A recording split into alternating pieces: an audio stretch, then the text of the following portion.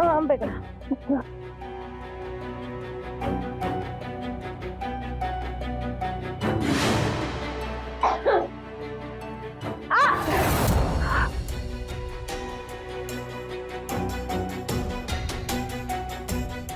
अम्मा एक काढ़ा पियो। अम्मा अम्मा बाबूजी आ गए। ये ले पिला दे। लो अम्मा।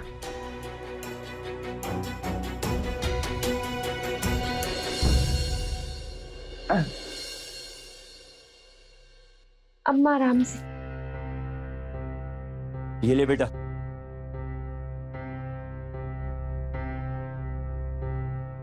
ये पूड़ियाँ अस्पताल से लौट रहे थे तो मंदिर में भंडारा चल रहा था तो वहां से ले ली। तूने कल से कुछ खाया नहीं है ना, खा ले। कैसी तबीयत है? बापू हाँ? आपने भी तो कल से कुछ नहीं खाया, आइए ना साथ में खाते हैं। तू खा बेटा। बापू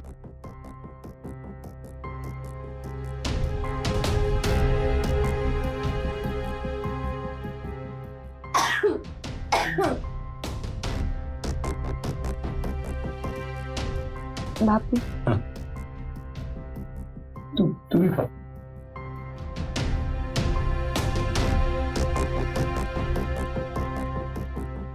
बापू कहा डॉक्टर ने, अम्मा कब तक ठीक हो जाएंगी? बापू बताइए। बापू आप रो क्यों रहे हैं? तेरी अम्मा को कैंसर है। डॉक्टर ने बोला है इसे दिल्ली ले जाना पड़ेगा, अभी इलाज सही होगा और 4-5 लाख रुपया भी लगेगा।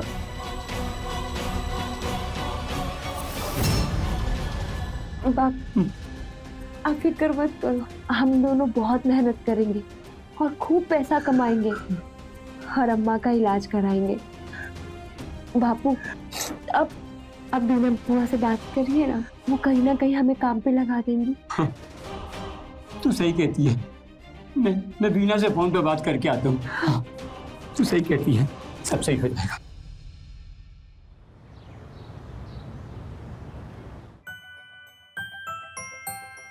सुबोध बेटा चलो, जिद नहीं करते, जल्दी से बाहर आओ और दवा पी लो। तुम ना अगर दवा पियोगे ना तो पता है आपको मम्मा क्या देगी? ढेर सारी चॉकलेट। चलो चलो जल्दी से बाहर आओ। कौन है सुपर हीरो? ये चलो अब दवा पिएगी। चलो चलो चलो चलो चलो चलो चलो चलो चलो चलो चलो चलो जल्दी से मुंह खोलो। चलो सुबोध हट जाओ, सुपर हीरो आ गया।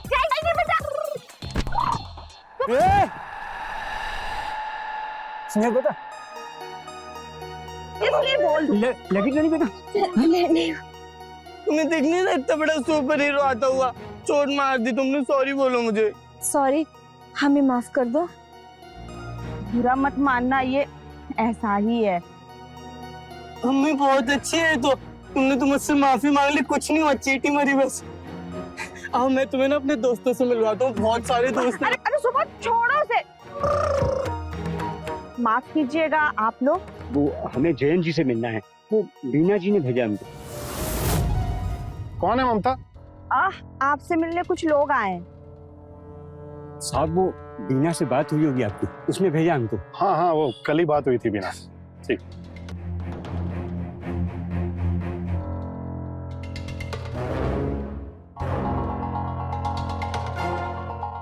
सुबोध चल अब जल्दी से दवा पी लो। अच्छा बेटा है ना, चलो आइए बैठ के बात कर। जी पर ना मैं ना दवाई अपनी दोस्त से पीऊंगा, ये ना लुइस है सुपरमैन की। अच्छा फिर ठीक है, लो तुम पिलाओ। मैं तो यही है हमारा बेटा सुबोध, जिसकी देखभाल करनी। वैसे है तो 25 साल का, लेकिन दिमागी तौर पर 5 साल का बच्चा ही है। इलाज चल रहा है लेकिन कुछ खास फर्क नहीं पड़ रहा है। जिद्दी बहुत है और शैतान भी। मुझे उम्मीद है तुम्हारी बेटी इसे संभाल पाएगी। हाँ हाँ साहब, मेरी बेटिया बिल्कुल संभाल लेगी। तो सब पैसे हाँ, वो बीना से बात हो गई है। मैं तुम्हें हर महीने 20,000 रुपए दूंगा, ठीक है? 20 नहीं, 25,000। क्या पर बीना ने तो 20,000 रुपए बोला। लेकिन बुआ ने ही नहीं कहा था कि आपका 25 साल का लड़का है, कोई बच्चा नहीं। वैसे तुम्हारी बेटी है बहुत चालाक रमेश। हाँ ठीक है, मैं 25,000 रुपए दे दूंगा, लेकिन मेरे पास तुम्हारे लिए एक और ऑफर है। ऑफर? कैसे में पैसा? वो बीना ने मुझे बताया था तुम्हारी बीवी की हालत के बारे में, और तुम्हें पैसे की बहुत जरूरत है। मेरा बेटा जो है ये किसी से घुलता मिलता नहीं है, लेकिन तुम्हारी बेटी को मिलते ही उससे दोस्ती कर ली, इसलिए मुझे ऐसा लगता है कि वो इसके साथ खुश रहे और जल्दी ठीक भी हो जाए। हाँ। इसलिए मैं चाहता हूँ कि मेरे बेटे सुबोध की शादी तुम्हारी बेटी स्नेहा के साथ करवा दो। कैसे? बदले में मैं तुम्हारी बीवी के इलाज का पूरा खर्चा उठाऊं। साहब, ये तो बिटिया का बेचने से सौदा हो जाएगा। मैं तो रिश्तेदारी की बात कर रहा हूँ और आप सौदे की बात कर रहे हैं। फिर मुझे उसमें भी कोई एतराज नहीं। क्या है ना रमेश, तुम्हें पैसे की जरूरत है और मुझे तुम्हारी बेटी। हम दोनों एक दूसरे की मदद कर सकते हैं। अगर तुम्हें यह सौदा मंजूर है तो ये रहे 1 लाख रुपए एडवांस। तुम कल ही अपनी बीवी को लेकर दिल्ली रवाना हो जाओ। लेकिन अगर तुम्हें यह सौदा मंजूर नहीं है तो फिर अगले महीने आगे 25,000 रुपए ले जाओ। देखो, ज्यादा सोचो मत, वरना फैसला नहीं ले पाओगे। अपनी बीवी के बारे में सोचो। 1 मिनट, मेरा फोन आ रहा है। हमको मंजूर है। तुम्हारी बेटी तुमसे ज्यादा समझदार है रमेश, इसने बिल्कुल सही फैसला लिया।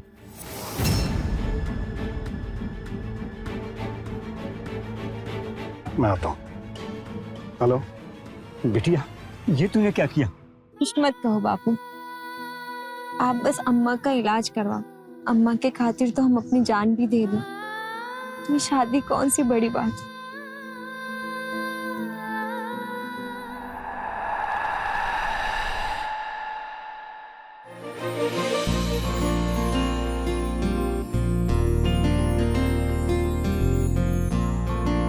बहू, अंदर आओ।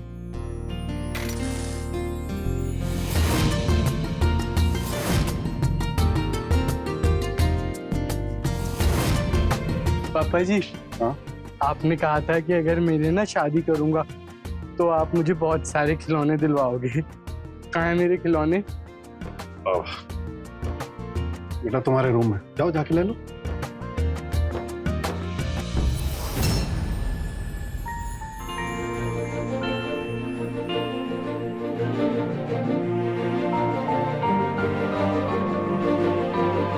ममता, बहू को उसके कमरे में लेके जाओ।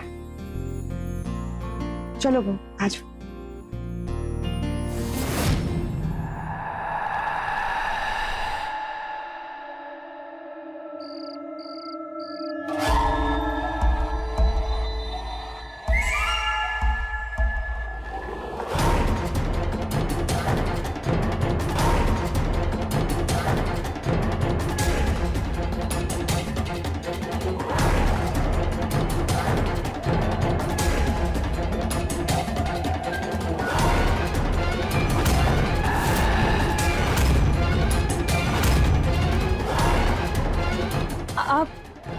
आप यहाँ?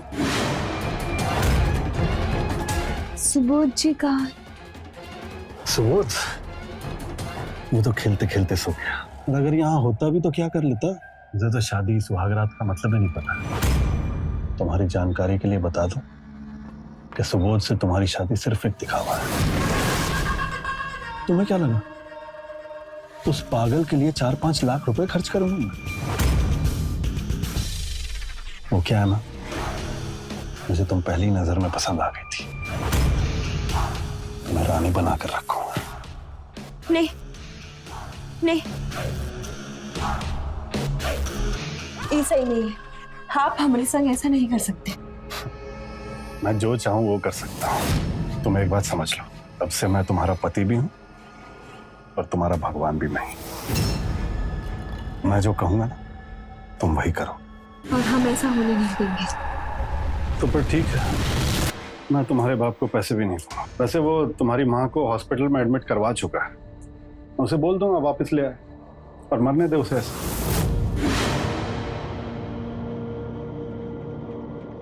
तेरी अम्मा को कैंसर है, डॉक्टर ने बोला है इसे दिल्ली ले जाना पड़ेगा, 4-5 लाख रुपया भी लगेगा।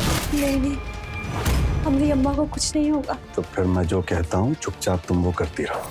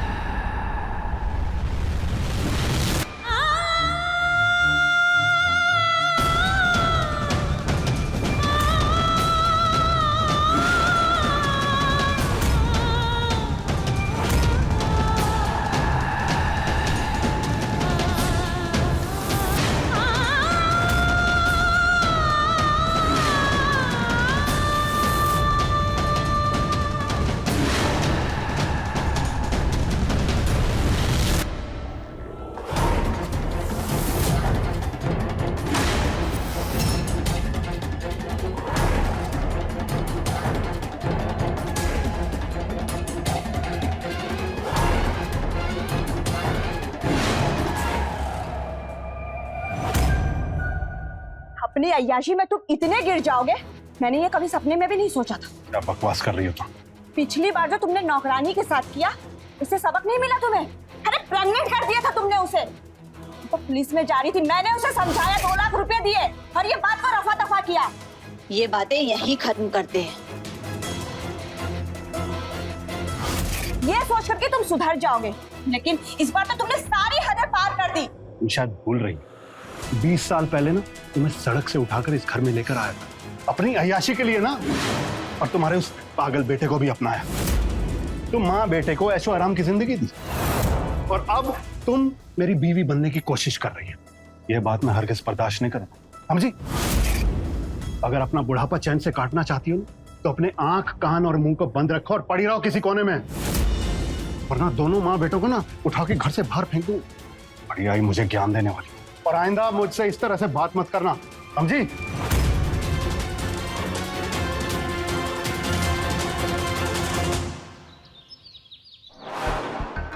हाँ, वो मैंने 2 लाख रुपए ट्रांसफर कर दिए आपके अकाउंट में, और जरूरत पड़ेगी तो फोन कर देना और ट्रांसफर कर दूंगा। कौन? स्नेहा? वो बहुत खुश है। ये लो, आ गई, बात करो उससे। स्नेहा, तुम्हारे पापा का फोन, ये लो।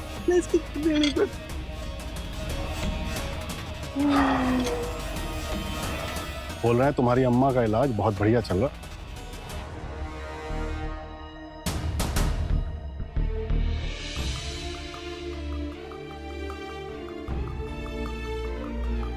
हाँ बाबूजी, मैं अच्छी हूँ। अम्मा कैसी हैं? नहीं बाबूजी, मेरा सब बहुत ध्यान रखते हैं।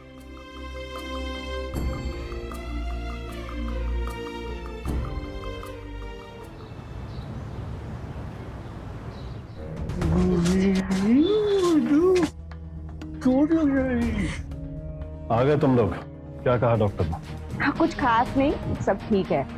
मैंने तो पहले ही कहा था, ये पागल ठीक नहीं हो सकता। तुम फालतू में डॉक्टर के चक्कर लगाती हो और मेरे पैसे बर्बाद करती हो। स्नेहा, 1 कप चाय बना के मेरे कमरे में ले आओ।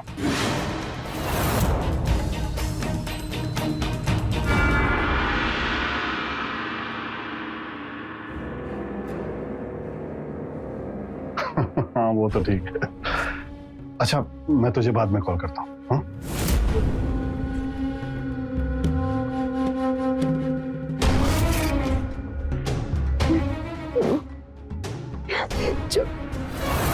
अरे, बहुत शर्माती है।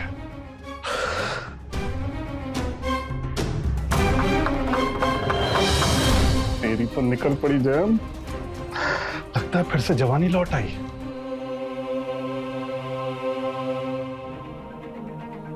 बांजी, हम खाना बना देते हैं, आप आराम कीजिए। खबरदार जो मुझे माँ जी कहा तुझे जिस काम के लिए रखा है ना, तू वो कर। दिन में सुबोध का ख्याल रख और रात में जयंत का। तू फालतू के रिश्ते मत बना। मैं चुप हूं ना तो बस अपने बेटे के लिए। जब से तू आई है ना, उसकी तबीयत में सुधार आ गया है। वो टाइम पे दवा खाने लगा है, तेरी बात मानता है। जिस दिन मेरा बेटा ठीक हो गया ना, उस दिन तुझे धक्के मार के इस घर से बाहर निकालूंगी, समझे तू?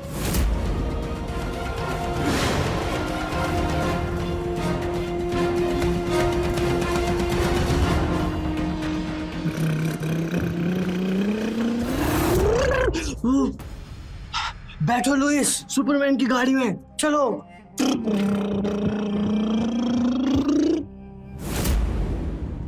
रो क्यों रही हो? हाँ, तुम्हें पापा ने डांटा है ना? पापा तो गंदे हैं बहुत। सुपरमैन, मेरी लुइस रो रही है, हैंड्स डाउन। हाँ, सुपरमैन कह रहा है मुझे ना तुम्हें मम्मी की तरह लोरी सुनानी पड़ेगी, जैसे मम्मी जब मैं रोता हूँ तो सुनाती है। मम्मी वाली रोरी, चुप होने वाली। तुम अभी जाओ यहाँ से, मुझे तुमसे कोई बात नहीं करनी। ओ, मेरी लुइस बहुत गुस्सा है। सुपरमैन, मुझे ना तुम्हें आइसक्रीम खिलाने ले जाना पड़ेगा। जब मैं बहुत ज्यादा गुस्सा हो जाता हूँ ना, तो मम्मी भी ले जाती है मुझे आइसक्रीम खिलाने। अभी मैं आया तैयार होके। तुम्हारे पास 5 रुपए हैं क्या?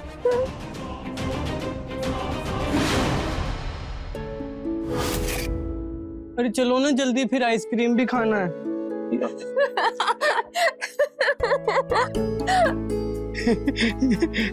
अरे ये सब क्या है? मम्मी ने जब वो हमें गुस्सा हो जाता हूँ, मुझे आइसक्रीम खिलाने ले जाती है, ऐसी तैयार होती है। मुझे ना वो साड़ी नहीं पहननी आती, तो मैंने सूट ही पहना है। तो तुम 5 रुपए दो और गाड़ी तुम चलाओ। तेरी की ठीक है, हम तुम्हें 5 रुपए भी देंगे और आइसक्रीम भी खिलाएंगे। और ये सब ना लड़कियां करती है, सुपर हीरो नहीं। चलो अब तुम्हारे कपड़े बदलवा दे। चलो। हाँ चलो।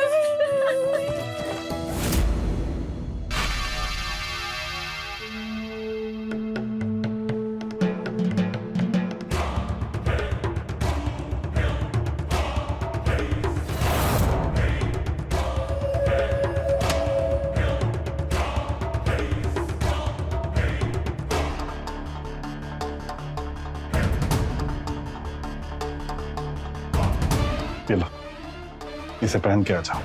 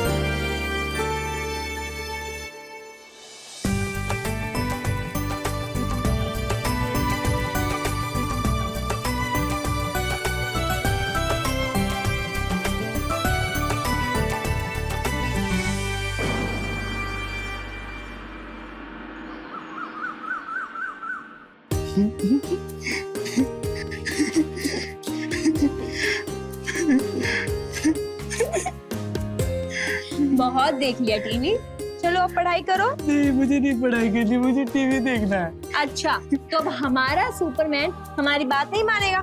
चलो पढ़ाई करो। मुझे नहीं पढ़ना। तो क्या करना है तुमको? मुझे सुपरमैन वाला किस करना है, ये क्या बोल रहे हो तुम?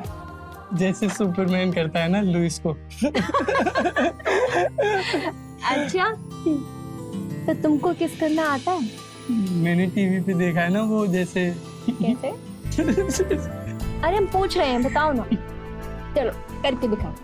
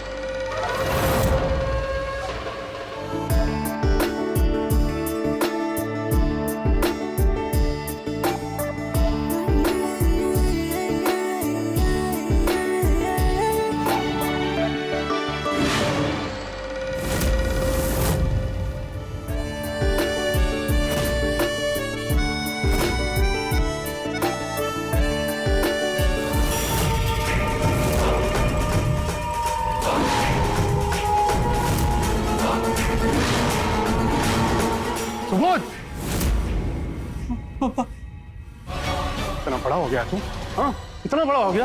हाँ? हाँ? ज्यादा बड़ा हो गया तू? ज्यादा बड़ा हो गया? पापा नहीं, इन्होंने कुछ नहीं किया, जो कर रहे थे वो हम कर रहे थे, ये कुछ नहीं कर रहे थे। अगर तुमने गलती की है ना तो तुम्हें उसकी सजा मिलेगी, तुम्हें भी मिलेगी। ये क्या कर रहे हैं आप? तुम बीच में से हट जाओ। छोड़िए ना।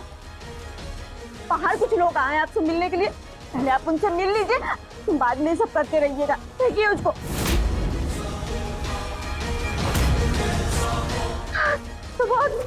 कितना पापा,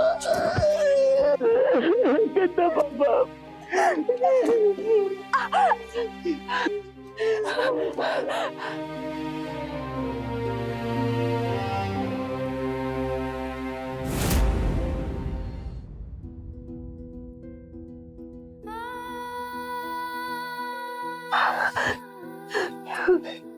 पापा ना बहुत गंदे हैं। मैं ना बड़ा हो जाऊंगा ना, पापा को ना सबक सिखाऊंगा बहुत ज्यादा। तुम रो मत, है ना, सब ठीक हो जाएगा। गंदे पापा। मुझे जल रहा है ना थोड़ा सा। मैं तो दवाई भी लेके आया हूँ, देखो। अब ना सब ठीक हो जाएगा जल्दी। चल रहा है, अब नहीं जलेगा। मैं ना फूंक मार देता हूँ।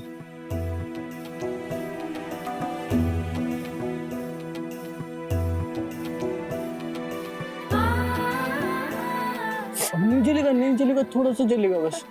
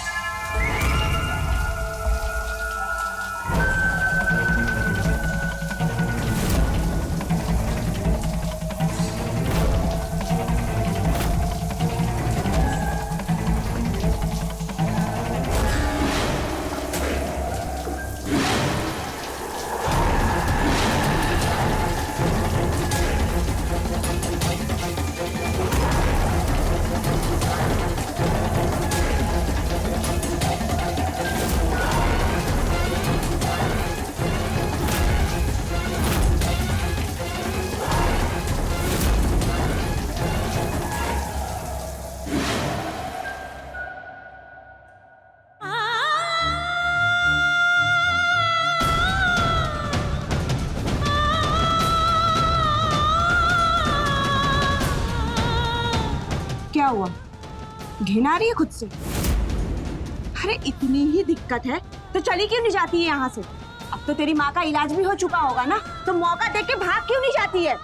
बाजी, वजह चाहे जो भी रही, लेकिन हमने शादी तो सुबोध जी से की है, उन्हें ही अपना पति माना है। हम उन्हें छोड़कर कहीं नहीं जा सकते। तू बकवास बंद कर अपनी, सब समझती हूँ मैं। ये बीवी बनने का ढोंग ना जायदाद की नहीं कर रही है ना। ऐसी कैसी बातें कर रही है माँ जी? हम सच में उन्हें अपना पति मानते हैं, और अगर हमें जायदाद का लालच होता तो हम किसी भी अमीर आदमी से शादी कर लेते, सुबोध जी से नहीं। और अगर आपको हमसे इतनी ही दिक्कत है तो हम चले जाते हैं यहाँ से। लुइस, ये उड़ना नहीं कि बंद हो गया ये। तुम देखो कहाँ जा रही हो तुम? चलो मेरे साथ खेलने चलो। मम्मी, स्नेहा, क्या हुआ तुम्हें? स्नेहा, बोलो ना।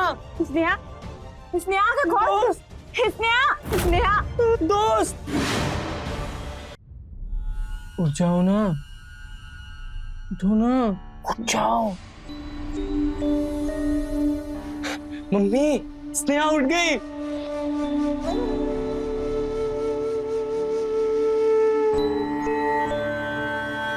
वहीं पास में तो मेडिसिन रखी है, बोल उसे खा लेगी। मेडिसिन ले लो, मैं पानी देता हूँ। पानी तो है ही नहीं, मैं लेके आता हूँ।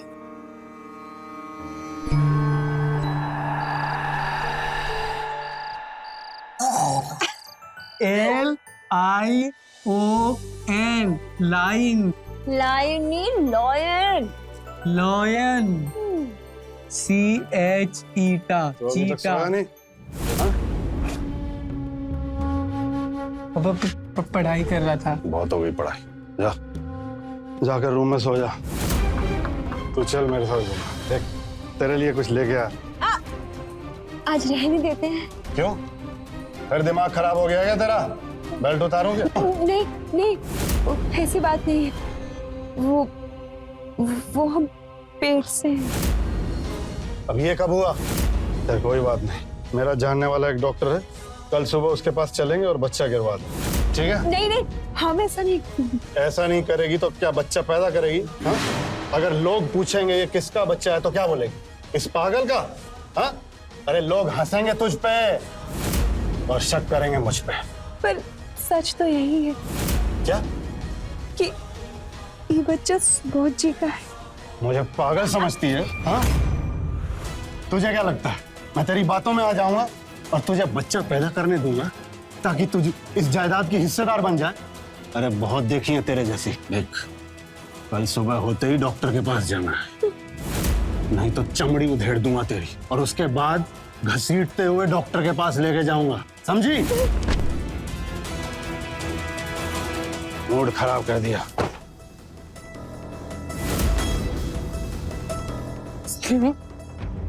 तुम ठीक हो ना? पापा बहुत गंदा तू पापा, मैं ना छोड़ूंगा नहीं पापा को।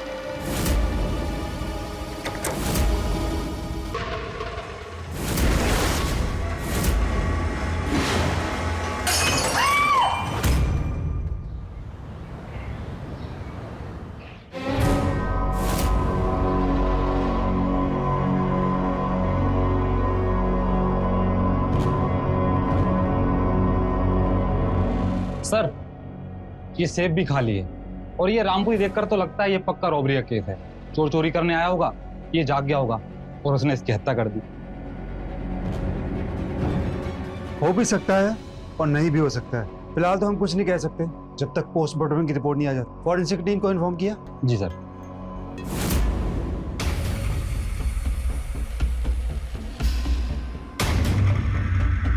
जब ये सब हुआ अब आप लोग कहाँ थे? सर हम लोग अपने अपने कमरे में सो रहे थे। दरअसल उनकी आदत थी ऊपर वाले कमरे में देर रात तक बैठकर पीने की, और कभी कभी तो वो वहीं सो जाते थे, इसलिए हम लोगों ने ज्यादा कुछ ध्यान नहीं दिया। जब वह स्नेहा कमरे में चाय लेकर गई तो उसने ये सब देखा। वो कौन है? सर वो मेरा बेटा सुबोध है और ये मेरी बहू स्नेहा है। सर वो उम्र से तो बड़ा हो गया है लेकिन दिमागी तौर पे अभी भी वो 5 साल का बच्चा है। उसका इलाज चल रहा है लेकिन कुछ खास फर्क नहीं है। मिश्रा, मिश्रा, भले ही देखने में ये रॉबरी का केस लग रहा है पर इस फैमिली के साथ कुछ तो गड़बड़ है। इनमें से किसी को भी देखकर ऐसा नहीं लग रहा कि जयंत के मरने का किसी को भी दुख है। एक काम करो, इस पूरी फैमिली की जानकारी निकालो, आस पड़ोस वालों से पूछताछ भी करो और हाँ, इसकी बहू की पूरी जानकारी लो। सर।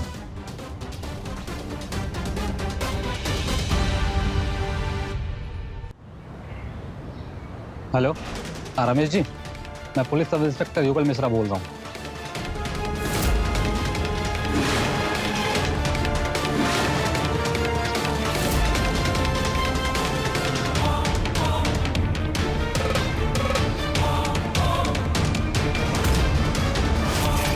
ये बातें यहीं खत्म करते हैं।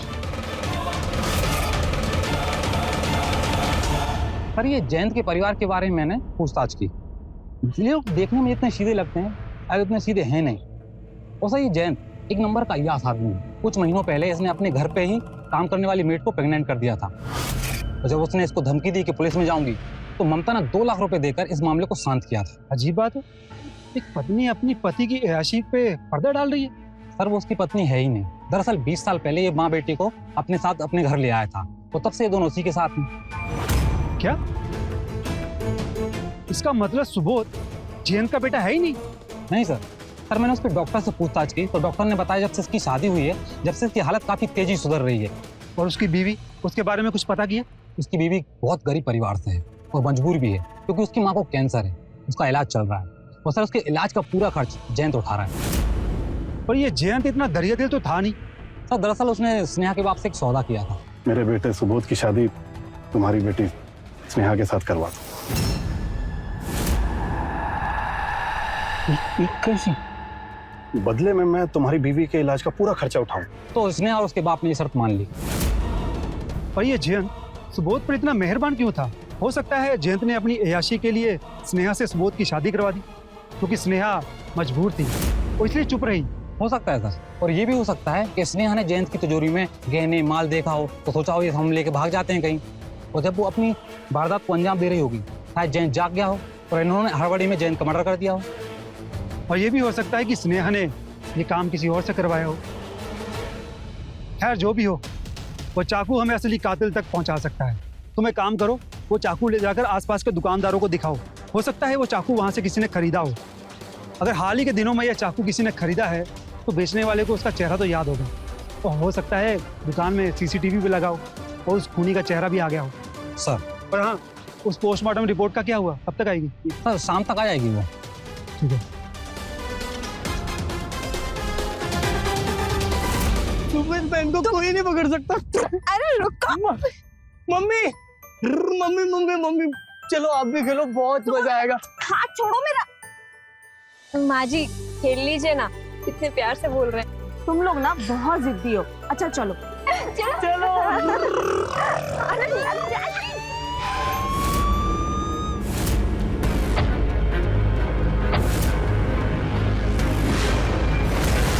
वाह, आप लोगों को देखकर कौन कहेगा कि इस घर में एक मौत हुई है?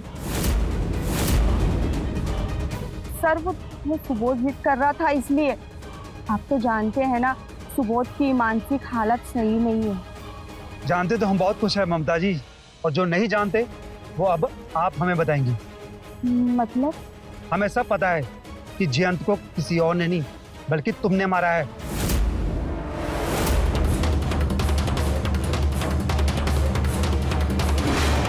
ये रामपुरी चाकू जिस दुकान से तुमने खरीदा था उस दुकान का सीसीटीवी फुटेज है हमारे पास। अब अपनी चुप्पी तोड़िए और ये बताइए तुमने जयंत को क्यों मारा? क्योंकि वो इंसान नहीं, जानवर था, जानवर। लोगों की मजबूरी का फायदा उठाता था। उसने स्नेहा का फायदा उठाया। ये बेचारी तो मजबूर थी, इसलिए चुपचाप सब सहती रही। और मैं भी मजबूर थी, इसलिए चुपचाप सब देखती रही। उस दिन जब मुझे पता चला कि स्नेहा पेट से है तो मुबारक, तो माँ बनने वाली।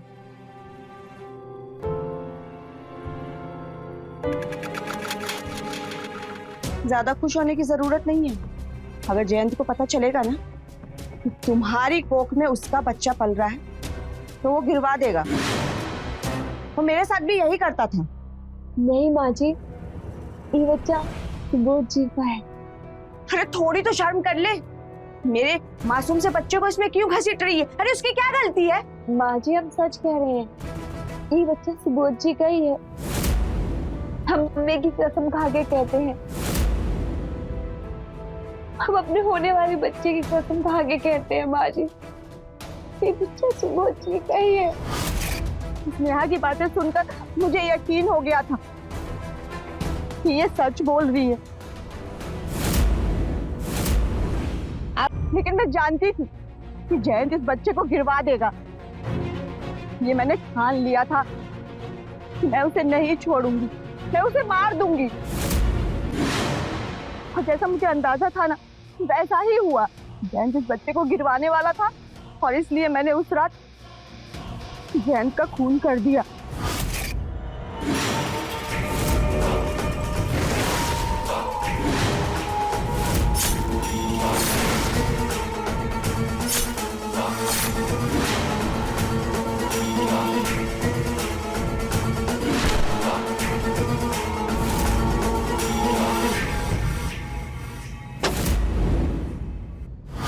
और अगर मैं उसे नहीं मारती तो वो ये बच्चे को गिरवा देता, इसलिए मैंने उसका खून कर दिया।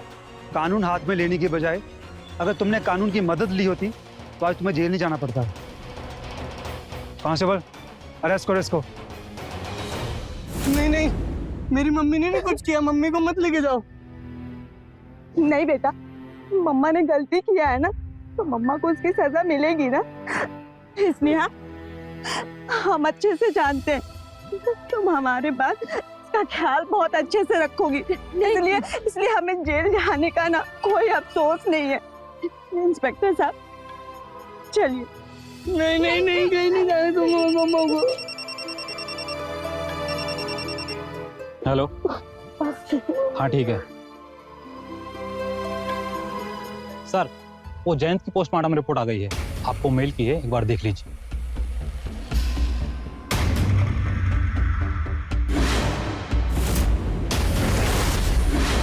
ममता जी, इसे कुदरत का इंसाफ कहूं या फिर आपकी अच्छी किस्मत, तो समझ नहीं आ रहा। इस पोस्टमार्टम रिपोर्ट के अनुसार जयंत की मौत चाकू लगने से नहीं बल्कि हार्ट अटैक से हुई थी, और उसे हार्ट अटैक लगातार जोश बढ़ाने वाली गोलियों से हुआ था।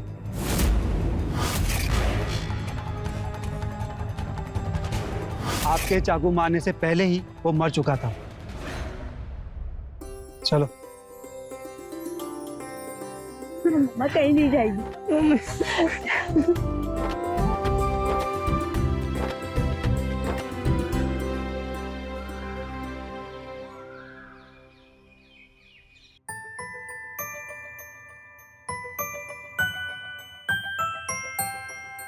सुबोध जी, सुबोध जी, आपने अपनी दवाई नहीं ली। सुबोध जी, आज तक तुम्हारे हाथ से खाता है हूँ, आज खुद कैसे खा लेता। अब आप बच्चे नहीं रहे, बड़े हो गए हैं, तो अपना काम खुद कीजिए। अच्छा, अपना काम खुद तो कर लेंगे, लेकिन उससे पहले मम्मी जी आ गई तो? मम्मी जी गई हैं मंदिर, मुन्ना को लेके 1 घंटे बाद लौटेंगी।